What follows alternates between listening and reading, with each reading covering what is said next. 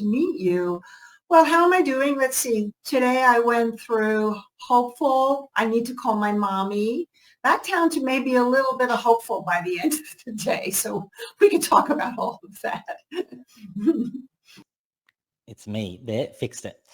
Sorry about that. Okay, so look, all of that is very interesting and it's certainly been a fascinating time in the market right now, but I need to dive straight into something that's been really on my mind, and that's, I was watching the interview with Scott Bessent the other day on CNBC, and in many ways it was terrifying when you think about the Treasury Secretary talking about the things he was talking about. It struck me as so unusual that you see someone sitting in that role almost cheering on the prospect of recession. And I feel like that's a lot of what we've seen in the market today, where we've really seen some of that action on the back of what we're hearing out of the administration. So can we start off there? Like, how do you view this stuff? Well, let's talk a little bit about the Sen for a second, because over the weekend, when I did a little bit of digging into his background, he worked with Stanley Druckenmiller. And so this is a serious guy. He is not a lightweight. And the other interesting thing about it is that I had to think for a second, who was our last Treasury Secretary? Oh, right, Yellen, because she never really said anything. And this guy has been extremely vocal. So between what he had to say, the seriousness of his background, and of course, Trump chiming in as well, I found it really odd that there are still people in the media and also on X, which I'm on quite often throughout the day, talking about buying a dip. I mean, at what part of not taking at face value do you disbelieve a man like this saying repeatedly, detox, we're going to detox, and then Trump himself talking about recession. So yeah, I mean, the fact that people are actually surprised about this is a little bit surprising. But even beyond that, I think the lesson here is, why are they doing this? And can they achieve their goals given the gamble that they're taking? And when you think about that as a gamble, I mean, it is in many ways, because some of these actions, these policy actions, seem to be very untested when you think through what the implications potentially could be. Right, and we have so many factors too. It's not just cut and dry. And I think maybe that's the most frightening part for me, is that they're very hyper-focused on a couple of things, but yet not really focused at all seemingly on the $36.5 trillion debt or our government spending of $7 trillion. I mean, I know DOGE is trying to make some kind of inroads, but I don't know how significant that is when you hear tax cuts at the end of that conversation. Oh, we're just going to give money back to Americans once we stop spending money, which is kind of a bit of an oxymoron. And then, of course, I've heard theories about the fact that they want the $7 trillion worth of Treasury debt, which right now is very expensive to pay back given the higher interest rates, that the real plan here is to crash the market so bonds and yields go down, and then they can pay off the debt cheaper. And that just seems, I don't know, that doesn't seem, it's oversimplified, let's put it that way. So I guess the bigger questions is, are they, if they're tariff focused, the last time we had this level of tariffs, because it was 1930, we know that didn't work out so great. And then, of course, are we going to go recession, or are we going to go more, which I think has been happening for the last couple of years, pointing towards a stagflation environment? This is not something new under the Trump administration. I've been talking about this now really since we came out of COVID. There was this huge growth spurt, of course, from nothing to back to business, but it never really showed its teeth in terms of strong growth within the United States. And that's why we were talking about stagnation of the economy, while prices were, after the interest rates rose so steadily for 2022, now look like it was going to come back, the inflation part. And that's kind of where we're at right now. So this gamble, will it pay off? Will we bring everything back to the U.S.? Will our labor market thrive? Will we pay higher wages? And will that not create more problems for inflation? Are we pissing off our trading partners to the point where they won't really need us anymore? And, can we actually sustain a sort of an isolationist country? I mean, these are all questions I'm not even going to begin to answer, but I'm looking for the signs of it based on price action. And there's so much in there that you've just discussed to unpack. And I do want to dig in a little bit deeper on a couple of those points because firstly, I wonder how all of this impacts on the dollar and whether the dollar is some sort of escape valve in this scenario, because as you've highlighted, there's a lot of risk. It is a gamble on some levels. And you pointed out the previous time when we've gone down this tariff path, it didn't exactly end well. So how do you see that in terms of, is the dollar at play here?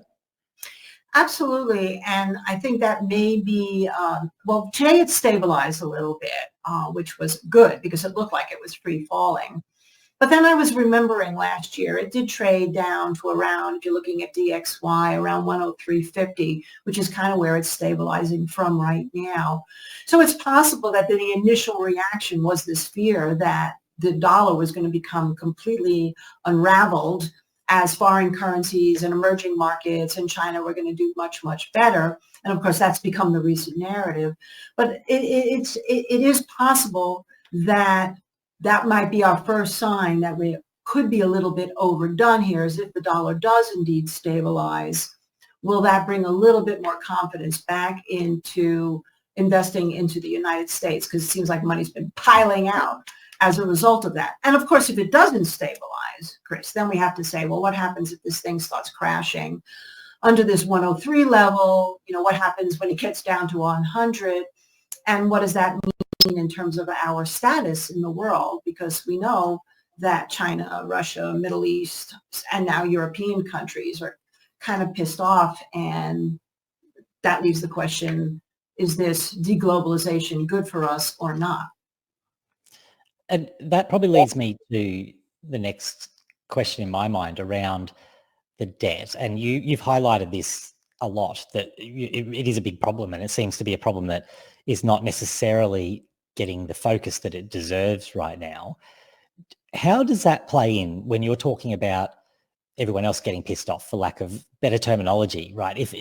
Do we have buyers in place to be able to buy all of this debt? Because there's a huge debt wall coming. We know that.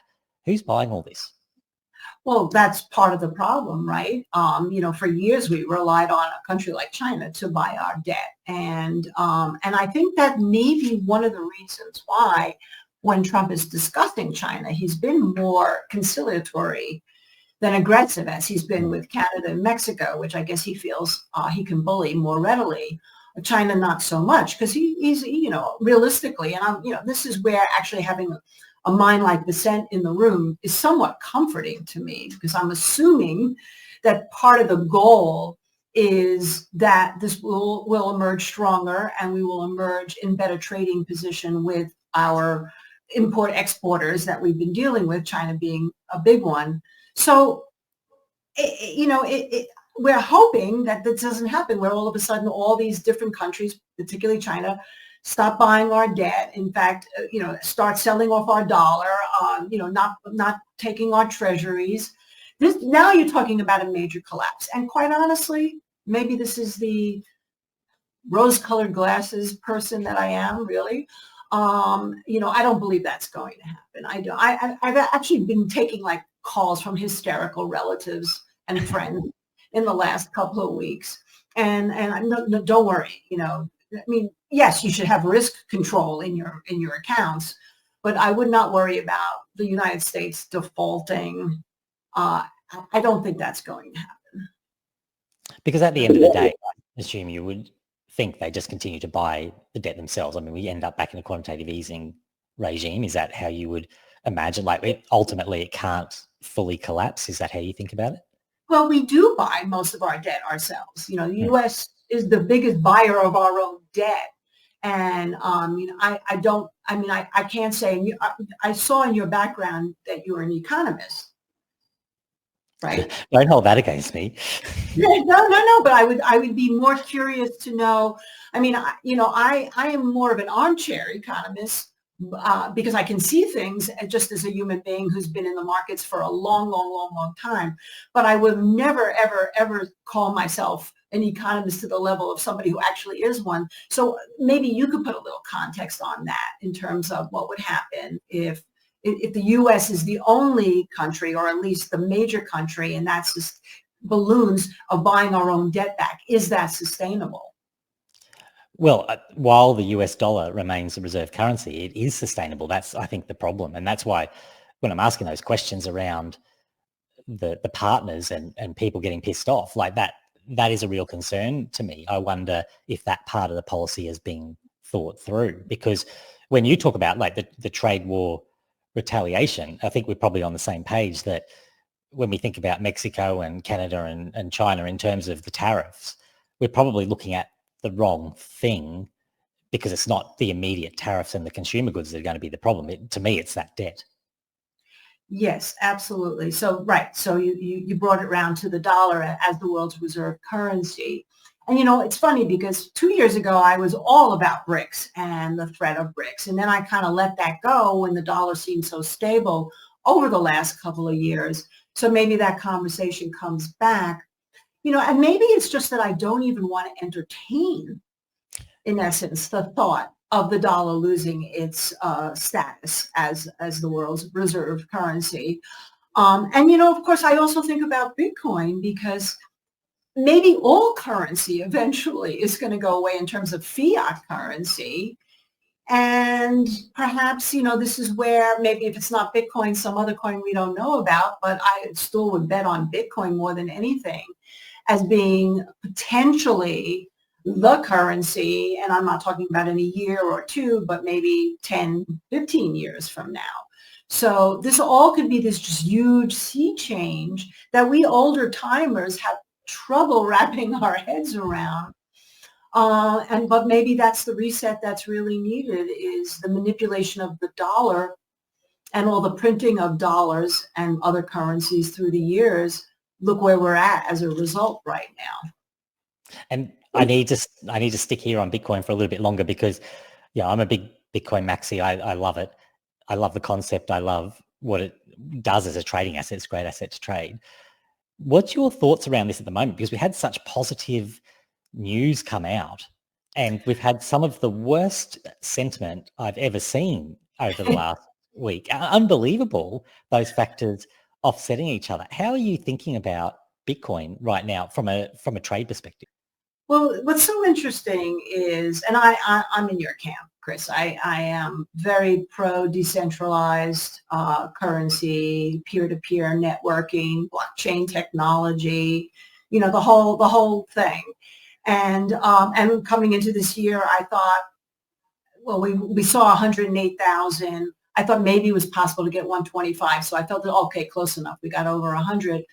And then it became pretty obvious, again, obvious was that word again, maybe obvious to me, but not to so many other people, that with all this good news coming out between the Trump administration pro Bitcoin and then the reserve that they just created and all the people that were in Trump's ear that are so pro Bitcoin having Michael Saylor go to Mar-a-Lago and all that, if we still couldn't rally after that, it became, again, use that word, obvious, that maybe we were going to see some liquidation. So that's what we're having right now. But it's if you're looking, what I love about Bitcoin, besides all the stuff that we just mentioned from a fundamental standpoint, is how technical it is and how it trades so much like a commodity. And I am an old commodities trader, right? So that's where I cut my teeth in New York in the World Trade Center. I traded gold, silver, oil, sugar, coffee, and so I remember the days of the emotional parabolic moves, and then, the old staircase up, elevator down kind of thing, things coming and going out of fashion and cycling through.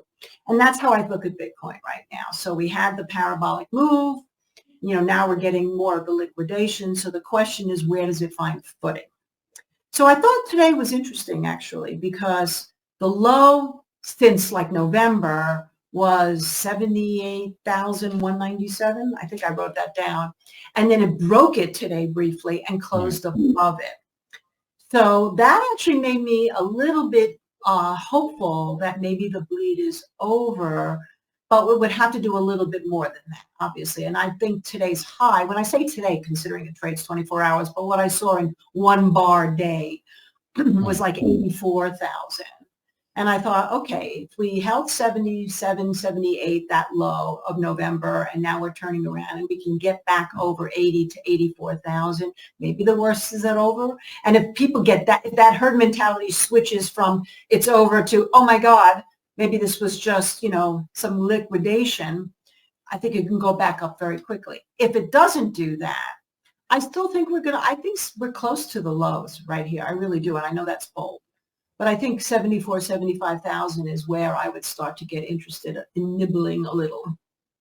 I'm very appreciative of that information there, because it certainly was a scary night over here for us as it was dropping down to those new lows, and you went, oh, what is that doing to the structure? But I want to get into a lot of the specifics, because I know, you are a tactical trader, you do think about the specifics, but I just want to do one more thing looking at that bigger picture first, and that's really to talk about stagflation, because it's something that I do worry about as something that's not potentially being addressed in the US when you think about what the risks are. And I think that's probably going to lead into a lot of the discussion around the technical things that you're looking at. So can you just give us a bit of an overview of how you're thinking about stagflation risks specifically at the moment?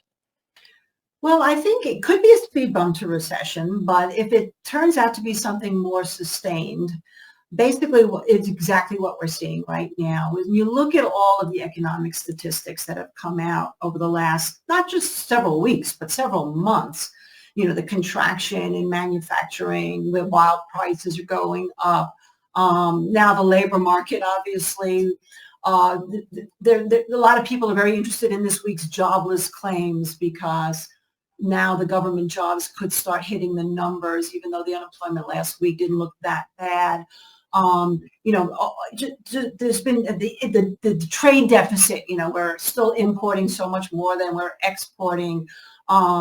There's just a lot of indication that has shown that we have not grown as an economy. And as I said in the very beginning, that doesn't surprise me, because after the big rush coming out of COVID, it was obvious to me that we had to go from nothing, to 0 to 60 pretty fast, but we haven't gone over 60 miles per hour. And if the speed limit is 75 miles per hour, like it is where I live, and I know I'm speaking miles per hour instead of kilometers, we never got there. I have not seen any great growth, but what I have seen, because of supply chain, because of weather problems, because of now tariffs, and because of, just war and geopolitical situation, I've seen lots of prices of things going much higher. Some of them have continued, some of them come off, but I have my trifecta of inflation that I think is something that we really need to talk about. And then that would mean to me that we may not get into hyperinflation, but it's stagflation. And then the last thing I'll say before I want you to probe further on that is, what does the Fed do about it? And I think that's probably the toughest thing. The Fed's gotten lost in all of this, by the way. Notice Jerome Powell said last week, oh yeah, the economy's in good shape. But he's got to be sitting there going, what do I do? Do I stop this free fall with this administration that wants to drive obviously prices much lower? And break the back, if you will, so that we can rebuild more in a USA? Or do I worry about inflation potentially getting out of control, which is why I said I'm going to do nothing. And that would only fire. Doing nothing to me is like lowering the interest rates in a stagflationary environment, because you don't help the economy and you don't stop inflation. And I wonder how much of that is coming from the Fed, at least, is just pushback to prove their independence, really, because they don't want to be told what to do they? Like that's the whole point. Yeah, exactly. Yeah. But they don't have to do anything. That's true, actually, in a way. They don't have to do anything right now, because there's so many other things being done that maybe the best thing is just sort of sit back and see. I mean, kind of like how I feel about investing right now. Sort of sit back and wait to see what happens before everybody's rushing in. Nothing gets me more angry than hearing all these people talk about, oh, just buy the dip. Oh, just buy. Oh, everything is so undervalued now. Based on what? I mean, these are just words, and that frightens me. And I think the Fed, I mean, I myself think they may pivot. I think that they may cry uncle at some point. I thought maybe even this month, but perhaps it will happen at the next meeting after this one coming up. So I need to dig in further on that point you make about the your inflation trifecta, because inflation is certainly something that's been confusing, I think, to a lot of people watching it. I know if you look at the trueflation numbers that tend to lead a little bit, it's just inflation dropping right off. But is that just a temporary mechanism? How are you thinking about inflation? Because that's a really important point. Again, I'm an old school trader, right? I don't believe the trueflation numbers. I don't find the CPI, PPI numbers particularly reliable, or the PCE. I think that there's too much room to manipulate them, if you will, to make a more roseate picture. That's why I came up with this trifecta, because it's price. And my big mantra this year is price rules the narrative. And every time I start to get too much into somebody's narrative, I go back and check the price. So here's the trifecta. One is we've already talked about, which is the dollar. With the dollar's purchasing power so much less than what it used to be to begin with, obviously if the dollar goes down, that's highly inflationary. And that means more than just a range. So I had the range for a while, 104 to 108. Now maybe it's 103.50 to 105. If we start to see that range really breaking down, that would be number one. Number two is, and again, I think we talked about this before the show started, I actually, for the first time since COVID, or like right post-COVID, when the stimulus came in, I'm flat, the metals. I don't have a gold or a silver position. I actually feel kind of weird. I'm having a withdrawal. Talk about detoxing. So, but what I will look for is for number two, silver to outperform gold. That hasn't happened yet. That has not happened yet. And even though gold's holding 2,900, silver's holding around 3,200, it's the relationship now that will get my interest back into it, rather than just buying it because I think gold's going to continue to go up or silver's breaking out to new highs. If I see that flip, that's inflationary. And then the third thing is sugar. And I've talked a lot about sugar with audiences with Maggie and before that. And essentially, why sugar? Because sugar is a crop, right? So it has exposure to weather, drought, what have you. It's a food staple like rice. It's in everything. And from a psychological standpoint, having gone through this decades ago, sugar is the cheap solution to feed families when costs of whole foods get too high. And today corn went up and wheat went up. And so that in and of itself can be inflationary, but it's sugar in particular, because I've also know that people in certain countries will fight over sugar in a supermarket if there's 1 pound left on the shelf. I think I'd fight over sugar if there was 1 pound left. That's just personal. I need to ask you specifically about the gold-silver ratio that you're talking about there, because just as a sort of side question on this, I think at these levels, it could be almost a once-in-a-lifetime sort of trade opportunity for people who are longer-term holders, just to grab some silver with the intention of switching it to gold. How do you think about that? Well, yeah, I mean, I actually have been more interested in silver, even though we held the gold position for quite some time. So I think that's, well, first of all, if it holds $32, I mean, right now it sold off today, but not horribly considering the sell-off that we had in the overall indices and some of the stocks. So that's probably a good sign. But here's the thing about silver and gold, but mostly silver. When it starts to look really good, it's been time to get out, or certainly not time to buy. And when it starts to look really terrible, it's been time to buy and not time to go short or become a bear. And yet people get fooled, right? They get bullish at the high and bearish at the lows. When that changes, when we start to see silver go up and then go up and then go up with no sellers around, we know that paradigm has shifted and now silver's on its own fumes. So that's number one. Number two is the silver to gold ratio has been around 90 to 1, which means gold's trading about 90 times the price of silver.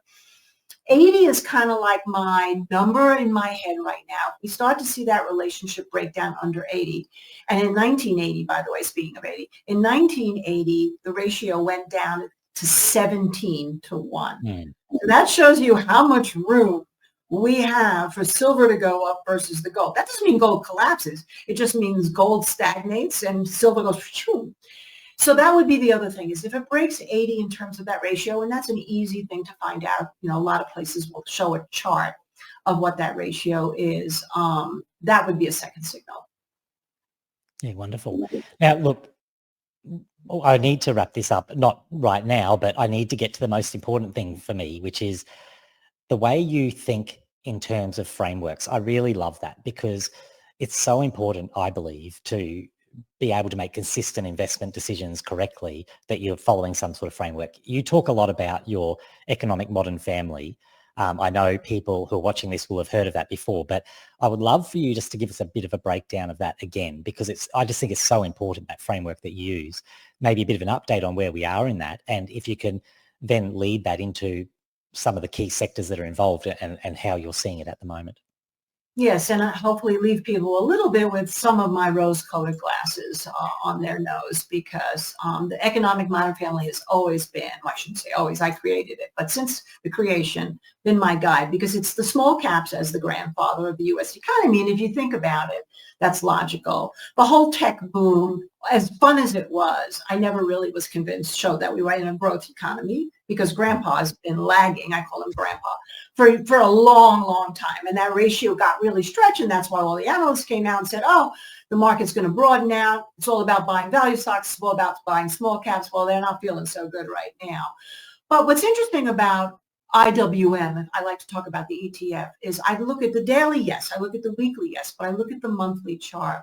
And one of the things from an economic standpoint that I discovered a while ago was the 23-month moving average, which has been an unbelievable guide with the family of telling us whether we're in economic contraction in a particular instrument or even stock, or economic expansion. And we broke into expansion after COVID in IWM, and we cleared that 23-month moving average.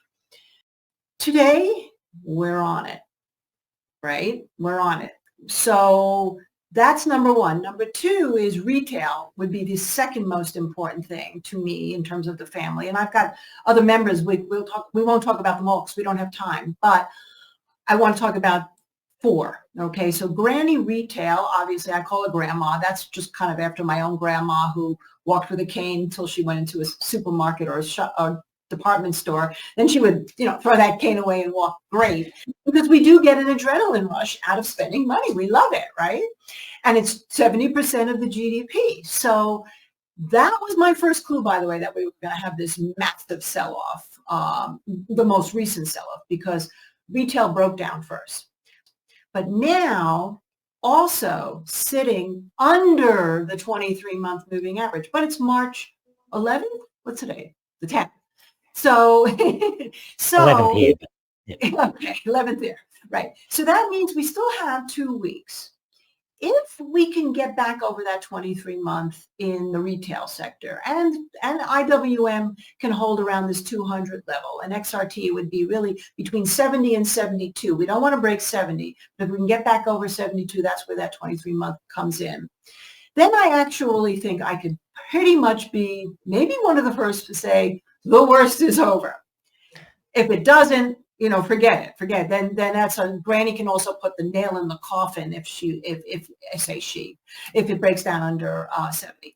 IYT would be the sort of the third of the inside sectors, another Druckenmiller expression in terms of the U.S. economy, because transportation is also super important. That's actually still holding right above its 23 months. So if you put those three things together, what you're really coming up with here right now is we were in a level of contraction post-COVID, even through the rates going up, and then, of course, the rates sort of pausing and then coming down 1% last year. That was all enough to keep us in an expansion. But now we're sitting right there at the precipice of potential. Either this was the dip to buy, or forget it, we're going back into economic contraction ergo stagflation or recession. And then just behind that, I would say semiconductors is important because that's in the family too. That was my sister's, my Wonder Woman, if you will, for so long. And that peaked out in July. And that's when people everywhere would ask me, and I say everywhere, I mean on media, especially mainstream media, well, would you buy tech here? Oh, well, would you buy tech here? Oh, what do you think of NVIDIA here? That's all that anybody ever asked. And I would say, no, it's peaked. And they would look at me with like these saucer-wide eyes. How could you say that? It's like sacrilegious. But clearly, now that has a little bit more room to the 23-month moving average SMH. But again, that would be a very key area to watch. I'm running a little bit over, but I can do that because Maggie's not here and she can't yell at me for doing that. So I have to also ask, what are your plays right now? Because I think I won't get away without asking that. Do we have some growth plays, defensive moves? What are you thinking? Well, I'm in a lot of cash right now, but that's by design because I want to shop and I want to have money to shop with. I don't want to see I didn't want to see my portfolio go down more than 10, 15% from, and that was including the profits gone. And now, we're back to like square one. I didn't want to lose much money after that. So I went to cash. And I've had some good winners in there too. So IBM, let's talk about that. That's been fluctuating with the market, but still holding up very well. So that would be possibly an add. But maybe and DBA, because if we are looking at inflation, that's the agricultural ETF. It went up almost to 29, has come all the way off down to around 26. And now with the crops today, corn, wheat, and now sugar and coffee rallying, I think 26.80, I might be inclined with a relatively low risk to get back into that. But the last thing I'm going to say is about the vanity trade, because that's been my other moniker. I like trifectas and Modern Family. I like to call things because it's easy for people to relate. So I have my vanity trade, which is based on the diet drugs, which could be a huge growth for the consumerism in the U.S., some projecting perhaps 6% of the GDP based on spending habits changing from people who have lost weight and can keep it off. So I have a few areas there. So Ulta reports this week. I'm very interested in that because it may have a massive double bottom. And one thing when you know about recession, at least I know as a woman, you still go out and buy makeup and get your hair done because, you're already feeling miserable. You don't want to look miserable. And so new skin is emerging from a base. I saw today e.l.f. Beauty started to rally, was up at one point today, 6%, I think closed about 5% higher. Anything that has to do with the domino effect, healthier eating, although McDonald's has done very well lately, so that kind of blows that theory, but still. Maybe McDonald's might be my version of the makeup when you're in that depressed state. You just have to get some. I don't know how that works.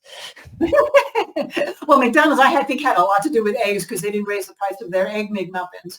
But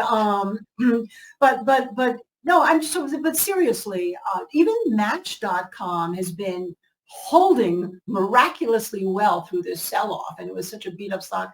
So I'm starting to Nike, think Peloton, anything where people will go from obesity their whole life to now having a whole new lease on life. And what does that look like? That's what I'm looking at as well. Besides, I also like Adobe, like I mentioned, IBM, and Stratasys, which is a 3D printing company, but they're making all of the parts for NASCAR cars for the racing, which I think, is a huge sport in the U.S. So I guess the bottom line is this. I don't want to necessarily be interested at this point in the high flyers that are coming off looking for the dip. I'd rather be looking at the things that have been basing throughout the last several months that are thematic because maybe they're more AI software, or they're more in the vanity, or they're more in the agricultural, or companies that actually feed people that have pricing power, coming out of a base where I have a much more controlled risk. Well, thank you so much for that discussion today, Mish. I'm a huge fan, and it's been such a privilege to be able to dig into your thoughts on a wide range of topics because it's really the perfect time when all this is happening. The markets are so challenging to get that little bit of alpha. So thank you very much. Is there anywhere people can go if they want to get a little bit more of a deep dive into what you've been discussing today? Well, one of the things I really wanted to mention is that my pinned tweet, X, post, whatever you say these days, is my Outlook 2025. It's also, if you go to our website, marketgauge.com, it's free. And it's everything that's going on, I kind of have been talking about. And in my top 10 list, Kratos is on my top 10. IBM is in my top 10. Salesforce doesn't look so great now, but that was in my top 10. Ulta, there's a whole list of stocks. If you take a look, and I showed the charts, the 23-month charts. It might help at least for you to understand where I'm at, especially when we talk about the metals. And I think that would be a good report for you guys to pick up. Thoroughly encourage everyone to do that. Thank you again. Thank you everyone for watching. And as Maggie would say, take care and good luck out there.